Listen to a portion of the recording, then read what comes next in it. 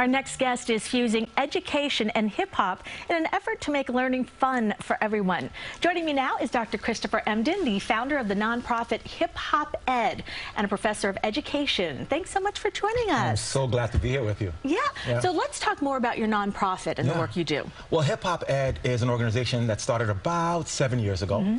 And it's really about infusing hip-hop into education. You know, there's a misperception that hip-hop is inherently negative or violent or misogynistic, but it also has captured the imagination of young people. And it's America's chief export across the globe. So why abandon it? Right. And so our thing was like, let's find ways to use hip-hop in the classroom, especially in the science classroom. And Hip Hop Ed has been doing that work for, you know, a couple years. Training teachers, working with young people, training principals, just transforming the landscape of education to bring a little hip-hop culture and energy to it. All right, we want to talk about the Genius Rap Battles. Yes. First, though, here is a little sample. Okay.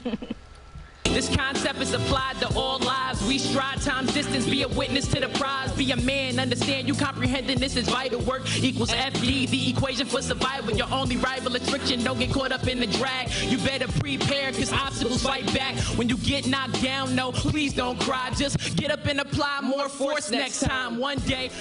Now, this is a student. This is a student. Okay. So, yeah, this young man was the winner of our first Science Genius Battles. He was a high school sophomore in Harlem, New York. Was not the best science student, but was a prolific rapper. And in one rap, he was able to put a whole semester of physics into a song, and he won the Science Genius Battles. He won at his school. The winners from the school got to come over to a university and battle against kids in science and hip-hop across the city. And, you know, we've been doing this for that long, and it's just that same kind of excitement and passion and learning, and it can all happen at the same time.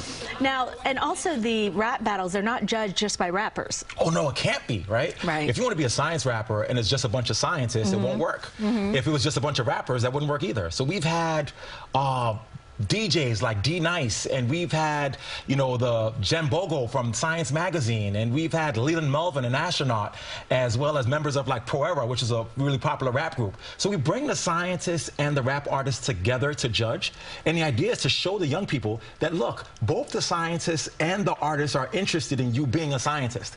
And it's just reimagining hip-hop, reimagining education, being a little ratchetemic, which is the book you have here, right? Yes, you know, ratchetemic. you could be a little bit ratchet and academic and do it at the same time and operate at your best self. And so that's the work. That's wonderful. Yeah. Now, I hear you're a pretty good rapper.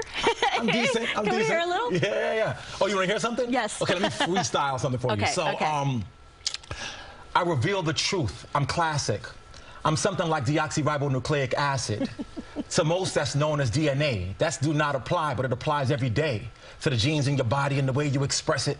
Connect to the environment. They call it epigenetics. But not only am I a biologist, I've also been known as a physicist. I'm a physicist, lyricist, spitting this ridiculousness, a witness to ignorance I dismiss. If Newton's laws of motion were the topic of the course, things in motion stay in motion unless they hit an unbalanced force. Next up's the second law of situation and summation. Force equals mass times acceleration. That's the second law Newton foresaw. If you want more, the third law is in store. See, every force has an opposite force. Every action has an equal plus opposite reaction. The sum of all objects at rest is zero, unless that object is no longer relaxing. I'm in a motion, changing location till it hits traction, the coefficient of friction. Then it all comes to a full stop. And there goes Newton laws over hip-hop. Wow. Yeah. Wow. I don't know how you get that all together and remember everything. That's amazing. Talk about how the program has improved the relationship between teachers and students.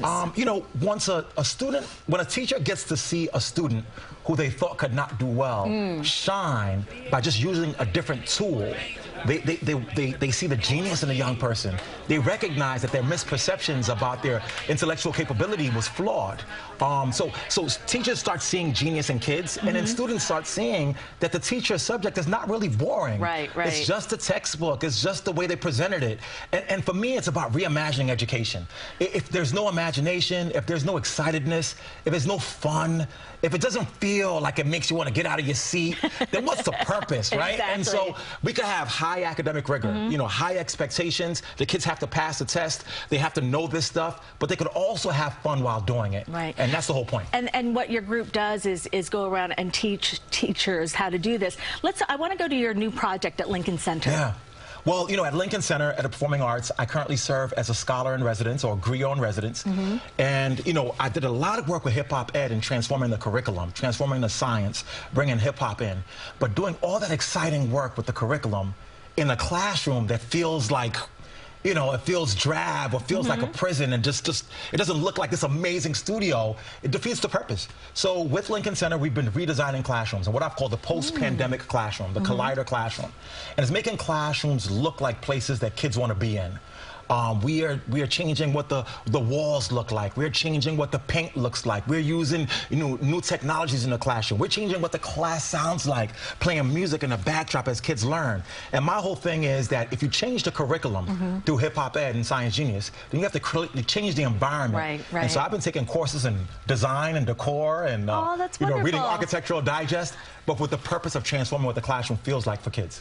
Such a pleasure to meet you, and thank you so much for all the work you're doing all across the country. I appreciate it. Thank you so much, and thanks for having me. Of course. Yeah. To learn more about hip hop ed and the work Dr. Emdin does, we have links on our website, cbsnewyork.com. We'll be right back.